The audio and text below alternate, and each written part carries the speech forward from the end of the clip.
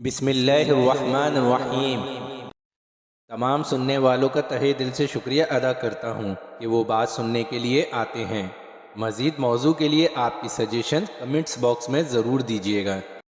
زرقانی شرح موطا امام مالک رحمۃ اللہ تعالی میں ایک بڑا عجیب واقعہ لکھا ہوا ہے کہ مدینہ منورہ کے گرد و نواح میں ایک ڈیرے پر ایک عورت فوت ہو جاتی ہے تو دوسری عورت اسے غسل دینے آتی ہے۔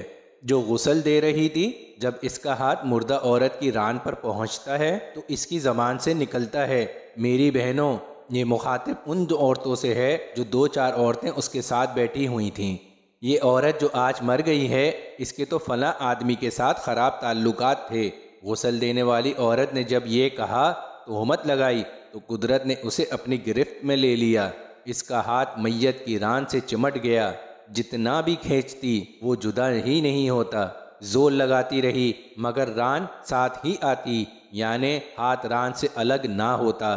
دیر ہونے لگی، میت کے ورثہ بھی کہنے لگے، بی بی جلدی غسل کر دو، شام ہونے والی ہے، ہم کو جنازہ پڑھ کر اس کو دفنانا بھی ہے۔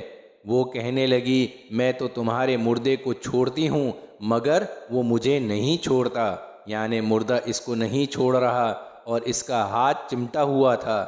رات ہو گئی مگر ہاتھ یوں ہی چمٹا رہا۔ دوسرا دن آ گیا، پھر بھی ہاتھ چمٹا رہا۔ اب مشکل بنی تو میت کے ورثہ علماء کے پاس پہنچے۔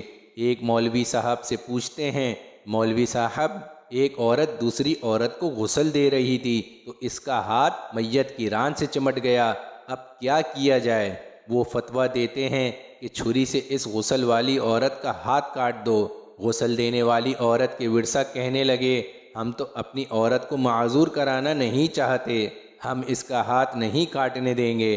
پھر انہوں نے طے کیا، دوسرے مولوی صاحب کے پاس چلتے ہیں۔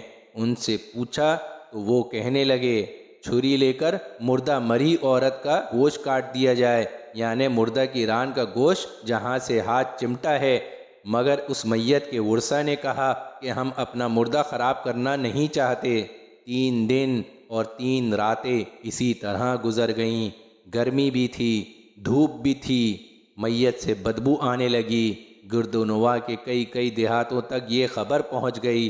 انہوں نے طے کیا کہ یہاں کوئی مسئلہ حل کرنے والا نہیں، یہاں مسئلہ حل نہیں ہو سکتا، چلو مدینہ چلیں۔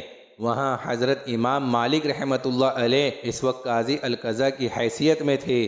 وہ حضرت امام مالک رحمۃ اللہ علیہ کی خدمت میں حاضر ہو کر کہنے لگے، حضرت صاحب، ایک عورت مردہ پڑی تھی، دوسری عورت میت کو غسل دے رہی تھی، اس کا ہاتھ اس کی ران کے ساتھ چمٹ گیا اور اب چھٹتا ہی نہیں۔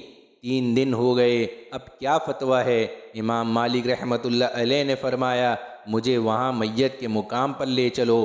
وہاں پہنچے اور چادر کی آڑ میں پردے کے اندر کھڑے ہو کر غسل دینے والی عورت سے پوچھا، بی بی جب تیرا ہاتھ چمٹا تھا تو نے زبان سے کوئی بات تو نہیں کہی تھی؟ وہ کہنے لگی، میں نے بس اتنا ہی کہا تھا کہ یہ عورت جو مردہ ہے اس کے فلاں مرد کے ساتھ ناجائز تعلقات تھے۔ امام مالک نے پوچھا، بی بی جو نے تہمت لگائی ہے، کیا اس کے 4 چشمدید گواہ تیرے پاس ہیں؟ کہنے لگی، نہیں۔ پھر امام مالک نے فرمایا، کیا اس عورت نے خود تیرے سامنے اپنے بارے میں اقرار جرم کیا تھا؟ کہنے لگی، نہیں۔ امام مالک رحمۃ اللہ علیہ نے فرمایا، پھر نے تہمت کیوں لگائی؟ اس نے کہا، میں نے اس لیے کہہ دیا تھا کہ وہ گڑا اٹھا کر اس کے دروازے سے گزری تھی۔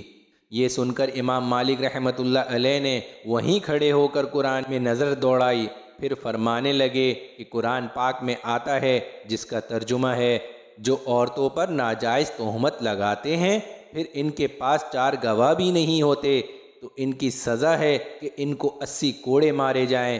نے تو ایک مردہ عورت پر تہمت لگائی، تیرے پاس کوئی گواہ بھی نہیں تھا۔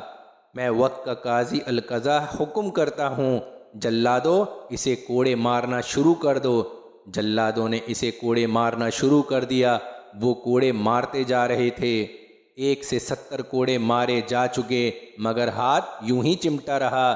75 کوڑے مارے جا چکے مگر ہاتھ پھر بھی یوں ہی چمٹا رہا۔ 79 کوڑے مارے جا چکے تو ہاتھ پھر بھی نہ چھوٹا۔ جب 80واں کوڑا لگ چکا تو اس کا ہاتھ خود بخود چھٹ کر جدا ہو گیا۔ مختصر خلاصہ ہے، ہم نہ جانے کتنے لوگوں پر کتنی طرح کے کتنی تہمتیں لگا دیتے ہیں، کبھی جان بوجھ کر، کبھی انجانے میں، تو کبھی گمراہی میں۔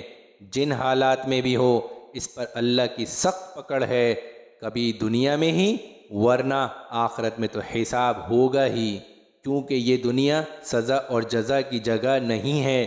معاشرے میں عام ہوتا جا رہا ہے کہ جس کا جو دل چاہتا کسی کے بارے میں کہہ دیتا، بغیر کسی کوئی تحقیق کے۔ امت میں بروں کو برا اور برائی کو برائی سمجھنا کافی حد تک ختم ہوتا جا رہا۔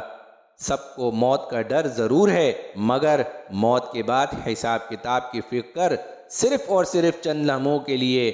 مرد عورتوں پر بلا خوف خدا تہمت لگا دیتے ہیں، ان کے لیے برے الفاظ استعمال کیے جاتے، لیکن جب اپنی عورتوں کی بات آتی تو جان لینے اور دینے سے دریغ نہ کرتے۔ عورتوں کا بھی حال اس سے مختلف نہیں، عورتیں ہو کر بھی عورت کی عزت نہیں سمجھتیں۔ حقیقت یہ ہے کہ مرد عورتوں پر اور عورتیں مردوں پر تہمت لگانے میں پیچھے نہیں۔ میاں بیوی ایک دوسرے پر الزام کی بوچھاڑ کرتے ہیں، جبھی اللہ کا عرش کانپتا ہے۔ تہمت، بہتان، غیبت اور چغل خوری معاشرے کی برائیوں کی جڑ ہے۔ اللہ سب کچھ معاف کر دیتے ہیں، لیکن جہاں انسان کے حقوق کی بات آتی، اس پر اللہ نے یہ اختیار انسان کو انسان پر دیا ہے۔ اللہ ہمیشہ مظلوم کے ساتھ ہے، چاہے وہ کافر ہی کیوں نہ ہو۔ اللہ کو ظلم برداشت نہیں، چاہے زبانی کیوں نہ ہو، جیسا کہ ابھی کے واقعے میں بیان ہوا ہے۔